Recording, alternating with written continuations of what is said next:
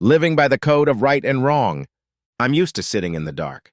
I'd spent many hours over the years in dark places, dark rooms, dark alleys, dimly lit bars, using my soft night robe to conceal my presence. The curtains on the windows were drawn back, shutting out the city lights, just as the height of the building shut out the noise from the street. I blocked the switch by the door so the light didn't come on when he entered, forcing him to cross the room to turn on the light by the couch. He flicked the switch up and down angrily several times at first, but the switch stubbornly continued to resist his efforts. He didn't see me in the leather club chair across from the couch until he turned away from the lamp. "Who the hell are you?" he growled at me. I slowly lifted the gun from my lap and pointed it at him. "Sit down, Mr. Hall," I said. "We need to talk."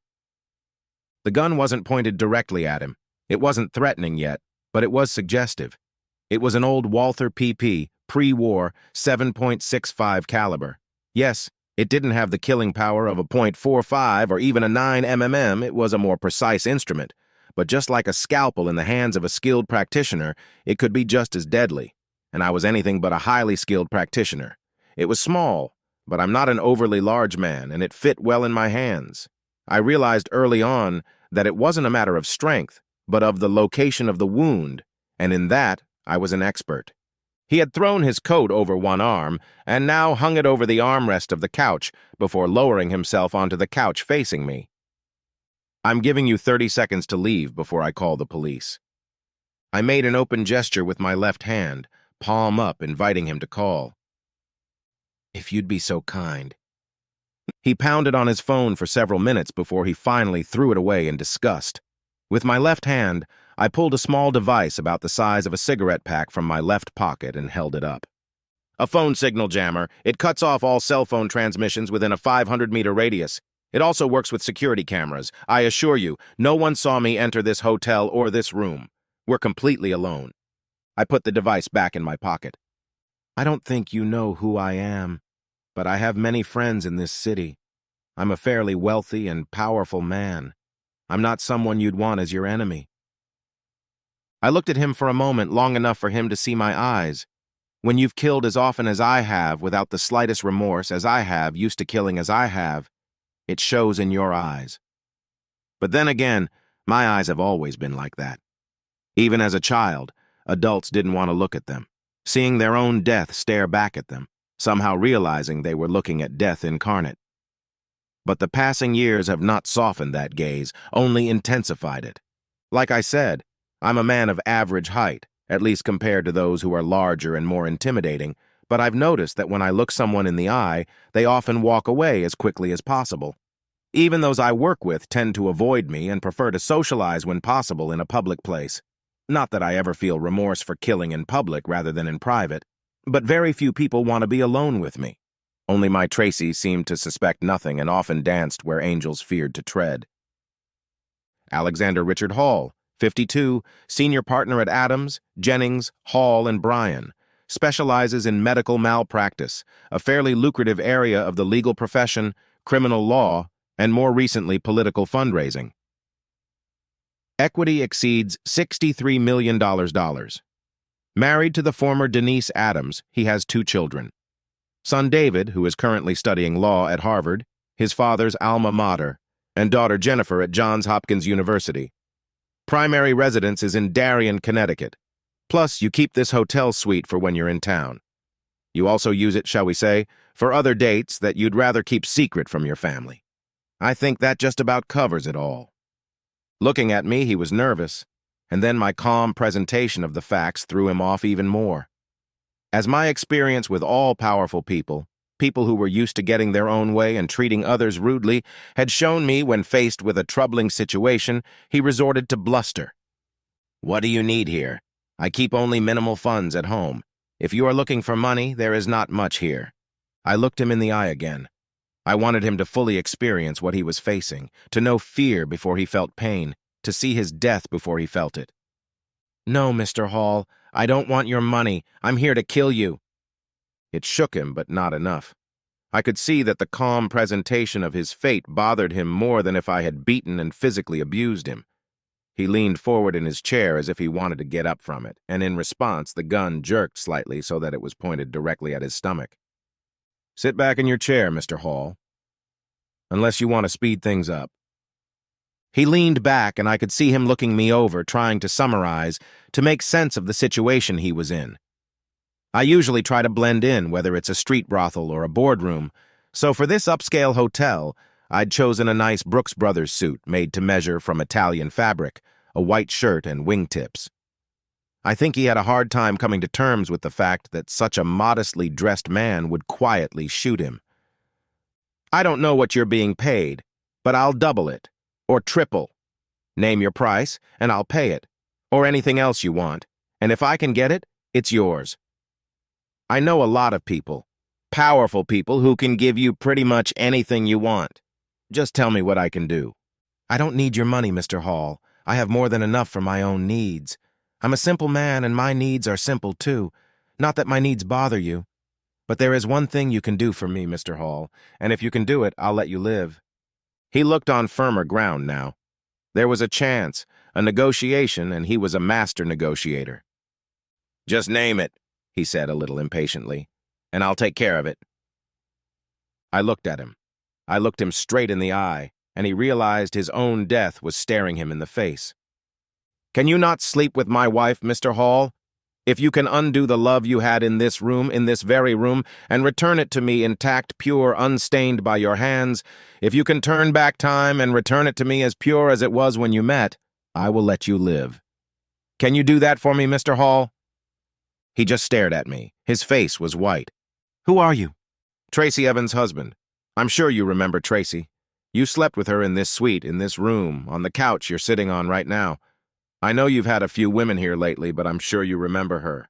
32 years old, blonde, a figure you could die for, and soon will. You see, Mr. Hall, she belonged to me, the only pure thing in this world, and you tarnished it. You took from me what was mine. You took my angel from me, and now you're going to pay for it. I didn't know she was married. I wouldn't have touched her if I had.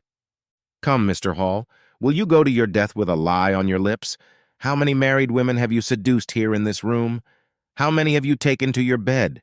But perhaps this will refresh your memory." With my left hand, I pulled the tape recorder out of my shirt pocket and, holding it up, pressed the play button. A snippet of conversation began, obviously recorded in a bar or restaurant. "So why aren't you married, Tracy? I would have thought a woman as attractive as you would have been taken a long time ago." Obviously, that was Alexander Hall's voice. "Actually married, we just don't publicize the fact. My husband works in some kind of security field, and he thinks it might be dangerous for others to know who I'm married to. I think he worries that they will use me to get to him, and I will end up getting hurt." "That sounds very mysterious. So how far would you go to keep pretending to be single? I mean, do you have an open marriage? Are you dating, or just for looks?" "Nothing like an open marriage.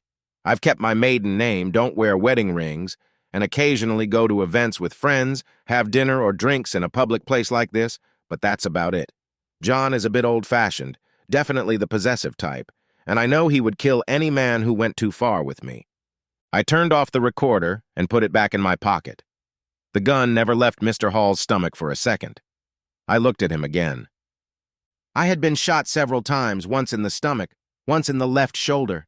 The closest I could come to describing the pain I felt when I heard you and Tracy on the tape in this room making love like animals is when I was shot in the stomach. It is one of the most painful wounds known to man, as you will soon feel." "Please wait," he said as I shot him twice in the stomach. The silenced pistol made little noise, more of a poof than a pop, just a whisper of quiet death. The 7.65 was a small cartridge, subsonic and not very powerful. He put his hand over the wound, then raised it and stared at the blood on his fingers as if he couldn't believe it. We sat there, him bleeding out, and I watched him slowly die. We have time. None of the wounds are immediately life-threatening, but the pain will be intense, and over time it will grow and become overwhelming. You lawyers have a phrase, deliberate malice, which means intent to commit a crime. Tracy warned you that she was married and that I would kill you, and yet you deliberately ticed her anyway. You thought you were above my wrath. Your stomach currently feels like it's on fire, but it's going to get worse. As the evening progresses, the pain will get worse until you do something to end it. I once spent 2 days in the jungle with my stomach shot like that and survived. You will not survive. I looked at my watch. The time was approaching 1 o'clock in the morning. I have about 6 hours before I have to leave. Until then, we can enjoy our time together. I leaned back in my chair to watch him suffer. At one point, he tried to get up, but a gunshot shattered his left kneecap and ended it, leaving him lying on the floor. It was just before 4 a.m. when it became unbearable for him. At this point, he was in shock, delirious. He was going in and out of consciousness, but he was getting louder and louder, so I put 2 bullets in his brain, at the base of his skull, at the back of his head, at an upward angle.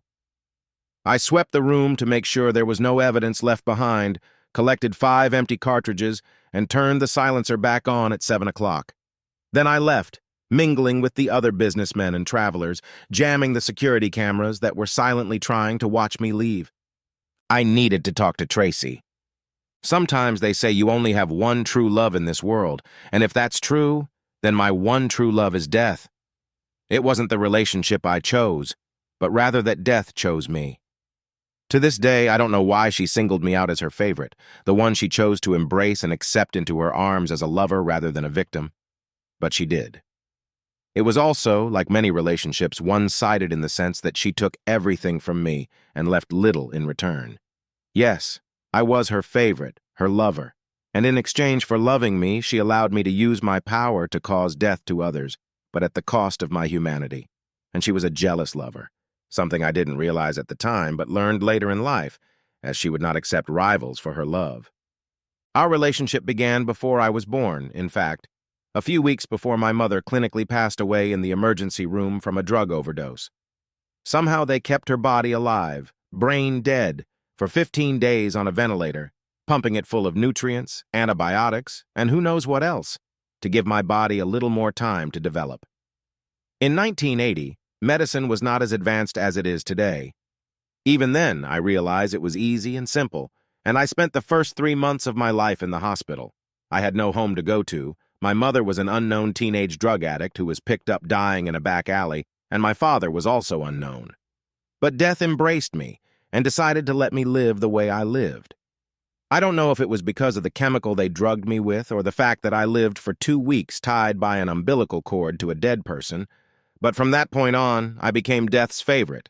And besides, who would want to adopt a prematurely drugged baby with eyes so dark blue that at times it looked like I had no iris? Even at this stage of my life, adults were wary of looking into my eyes. After the hospital, I grew up in several foster homes, some better than others.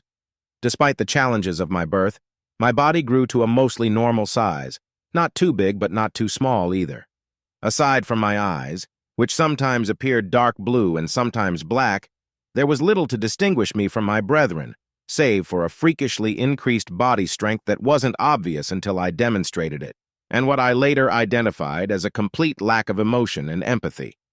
From what I've read, I've learned that I'm technically a psychopath in that I don't experience any of the emotions that others do. But I am uniquely psychopathic in the sense that I have no reason to hate, harm, or hurt my neighbors. I feel neither love nor hate, sadness, joy, elation, or depression. Death loved me in its own way, but all I could give back to it was obedience. I couldn't love death, nor did I want to. And the one time I did feel love, death destroyed my love. As you might expect, I had no friends at school, but I had no enemies either. A succession of schools based on what house I was in at the time passed before my eyes. I was smart enough, but didn't see much need to prove it, settling for passing grades. Occasionally, especially at the new school, I was challenged, but my strength combined with a complete lack of fear meant that fights were usually short and often bloody. Yes, sometimes I lost, especially when outnumbered. But I won more, and even when I lost, the winners paid a price they had no desire to repeat. I never sought revenge, but I realized from the beginning that the brutal and swift suppression of my opponent was a clear lesson that no one wanted to repeat. I existed in my foster homes, forming no attachments, developing no feelings for the paid guardians who provided me with housing and food, the psychiatrists provided by the state, who insisted on examining me, found nothing wrong with me, claiming that I was completely sane, which was even alarming. There was no neurosis, anxiety, psychotic behavior. In short, nothing they could point to except the lack of demonstrated emotion, which they simply ignored when determining that I was harmless. They assumed my emotions were locked inside and never noticed or cared that I simply didn't have any, and I didn't enlighten them. I recognized my obligations to those who cared for me and met them with the obedience and respect their actions deserved at the level they deserved. But I didn't create lasting relationships. They appeared and disappeared from my life in an endless stream of faces. I was often passed over, not because of any action on my part, but because my very presence was unsettling. 3 days after graduating from high school, I was on my way to boot camp. I enlisted while still in high school before graduation and saw no reason to delay. I didn't ask for a specialty or a deal. My goal was to become a combat Marine. There was no war, but I knew it would come somewhere. Unlike school, in the Corps, my goal was to excel, and I excelled in hand-to-hand combat, armed combat, conventional and unconventional warfare. Everything. I learned to skydive, went to sniper school, spent time with explosives. With my physical strength and inner discipline, I excelled in hand-to-hand combat. I was never angry, worried, or afraid. I felt no sympathy for my opponent, nor rage toward him. If he defeated me, I learned a lesson from it without the need for revenge. I felt no resentment as I had no pride to appease. If I won, which happened often, I didn't need to humiliate my opponent, so I simply defeated him in the most efficient way possible with the least amount of effort. That others took this as a sign of my maturity or benevolence would amuse me if I felt amused. I did learn to laugh in an attempt to cover my emotional deficiency, but for some reason it only frightened others. I had been there for 3 years when 9/11 hit, and a week later I was alone, on horseback, deep in Afghanistan, near the Pakistani border. I specialized in solo missions, working alone, without a partner or team. It wasn't something the Corps liked, but there were times when it was needed, and when it was needed, they often turned to me. I worked for 4 years and spent them in Afghanistan, Pakistan, Kuwait, and Iraq. Then another 4 years when the Corps loaned me to the CIA, and I moved from the Middle East to South America. Anywhere they needed to kill somebody, I was there. Everywhere I went, death was with me, embracing me, protecting me, loving me. She didn't need me to kill for her. She had so many ways to kill without me, but she seemed to take special pleasure in killing me. Even for death, the deaths of 1 million people was an oversaturation, so she focused on the individual kills I did.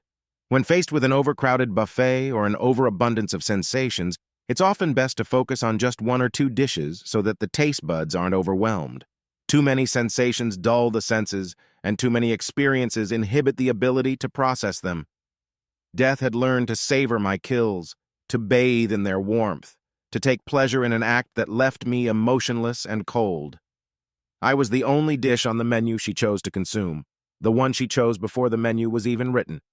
After 12 years, I'd had enough, and I was tired of it. My contact at the company seemed surprised when I told him I wouldn't be refilling my account. He suggested I take a break for a few months, but he misunderstood. I wasn't tired of killing, just tired of killing for minimum wage. I only wanted to consult with one client. He immediately saw the benefits to the company, which included the fact that I wasn't a Marine, so they could use me in jobs that were not officially approved by Marines, plus the fact that I wasn't on the government payroll, so they had a plausible rebuttal if something I did became public. In addition, I was now able to do homework that I had previously been forbidden to do.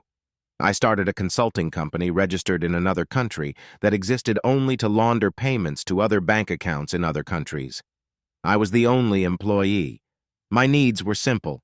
With no desire for a home or family, I lived from hotel to hotel, acquiring possessions and throwing them away as needed at each job. I had no personality of my own, I had no possessions, I had no individuality, but I developed each personality according to the demands of the job until I discarded it for the next. I may have been a psychopath, but to the company I was their psychopath to whom they could point their enemies. I didn't kill for fun or pleasure, but only for profit, and I lived by a code of right and wrong that I myself had developed. Love was a commodity to me, offering no emotional or spiritual fulfillment. but simply a form of physical release that I found useful. Oddly enough, I found that my almost complete indifference to the love and physical attraction of women acted as a kind of aphrodisiac to many of them. I wasn't attracted to men, of that I was sure, but I didn't find one girl more desirable than another, except in the most general of ways. I wanted them simply for release, and to my surprise found that many were attracted to the cold, clinical style I provided. My only lover was death. She held me in her arms. She jealously guarded my interactions with women and would not tolerate any breach in that wall. But she allowed me to flirt, as long as there was no commitment. She fed on the fear I aroused in others rather than the pleasure I gave to the few. I accepted an assignment in New York to eliminate a socialist professor from a South American country who was in voluntary exile because of the new government. He had come to raise money among the darlings of academia to return home and cause more trouble, and it took some time to organize my work, as it was supposed to be an unmitigated accident. It was on this assignment that I met Tracy. She was a minor player in the political campaign of a local politician who was soon to take office. I met Tracy at a cocktail party, which was organized as a meet and greet for a visiting professor, and immediately felt attracted to her. Yes, for the first time in my life, I felt love for another human being. The emotion was as foreign to me as my world would be foreign to her if I told her honestly about it, but I knew that from that moment on she had to be a part of my life. I wanted to possess her, own her, protect her, keep her, love her, and cherish her. We defined the word tumultuous affair by the fact that within a month I had married her, arranging with an acquaintance at the company to have a federal judge perform the ceremony in secret. Although I wanted her and needed her, my assignments kept me away from her except for those rare occasions when I could spend time with her. Shortly after the wedding, I gave up my current assignment and was immediately sent to South America for another job. After that, I traveled around Iraq to get rid of a tribal leader who was giving us trouble and then returned home to Tracy for a week's vacation. I took her with me to Baltimore for the weekend to eat crab cakes and visit the Inner Harbor. On the second night, we were accosted by 3 muggers on a night outing, and the careless swiftness with which I dealt with them seemed to horrify her. Unarmed, I killed the 3 men in about 10 seconds, and then led her away from the scene, leaving their twisted bodies for the police to find. We left early the next morning and drove back to New York, but she sat quietly in the car some distance from me, pondering. I didn't like her sitting apart from me, and I slowly accepted her back into my arms after we got back to her apartment. This set the pattern for our lives for the next few years. I would spend a few days with her, a week or even 2 in New York, and then go back on assignment for a month or 3. I'm not sure she liked that lifestyle, but we never discussed it. I was clear about my feelings for her. She was the only one I loved, and that was how our life was supposed to be, and she accepted that. It was out of character for her to complain, at least to me, and I'm sure she would have told me if she was unhappy. She was still the only one who could look me in the eye, though I noticed that as time went on, she did so less and less often, as if something she saw there bothered her. But for my part, the time I spent with her, however limited, was the only time I experienced true happiness in my life. Her house was the only place where I could relax, feel free to be myself, to be me, and not the person I put on for every job, even though underneath it all, I wasn't really me anymore. So with her, I played the role of loving husband, pretending it was the real me. I told her in passing that I would kill any man who touched her as she awakened another emotion in me, a jealousy that was foreign to me. Of course, I kept her under surveillance when I wasn't home, if only for her own safety. I killed too often, too long, to avoid making enemies who might attack me through her.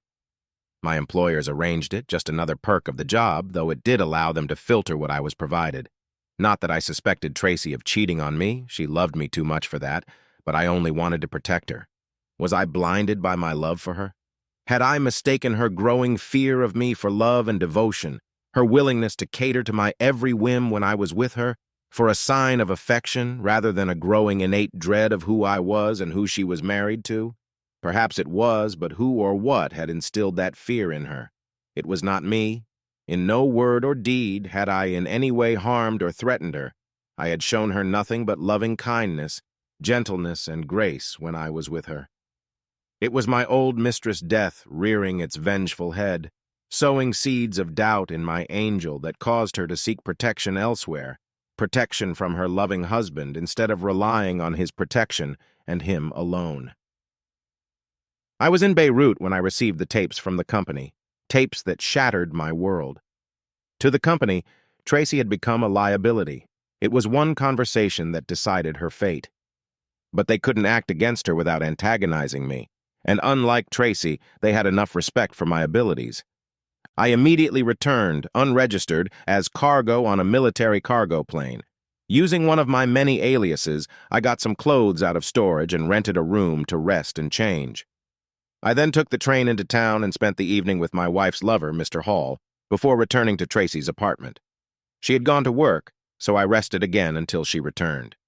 I had another snippet of the conversation that I had not played back for Mr. Hall on my tape recorder, and which I intended to play back only for Tracy. I listened to it again. "He's a monster. He's not human. I once saw him kill 3 people and walk away like he was throwing garbage in a trash can. He has no feelings, no remorse, no emotions. And those eyes of his when he looks at me, I get so scared.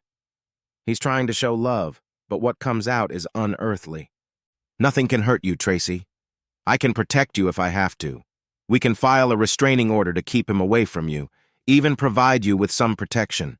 If, as you say, he killed 3 people, we can put him behind bars for a long time where he can't hurt anyone else. I have a lot of connections with the local police. You don't know him like I do. You don't know what he's capable of. You've never met him, never seen him. He's just pretending to be human, trying to imitate him, but he's not. I don't know who he works for or what he does. He just says a company hires him and he goes away for a few months. He has scars on his body from bullets or knives. I don't know. When he touches me, I get goosebumps running down my spine. You're shivering. Come sit with me on the couch and let me hold you." I couldn't listen to the end. He had seduced her, defiled her, stained and defiled her body. But by then she had already turned her back on me. He paid, not for seducing her mind, not for turning her against me, but for corrupting her body. Tracy would pay for her betrayal, too. She came home and pretended to be happy to see me, but I knew it was an act. We had dinner, took a late-night walk, just holding hands and talking, 2 lovers in the city, both of us playing our parts in love, and went back to her apartment. I found that I couldn't resist her. I loved her too much to hurt her. We made love, and I held her in my arms as she fell asleep. I pressed the injection pen to the top of her neck where her hair would cover the injection mark. The poison was fast-acting and would repel a brain aneurysm. It would probably be days before she was found, and the poison would quickly leave her body. I was needed in Lebanon and left that same night. The end.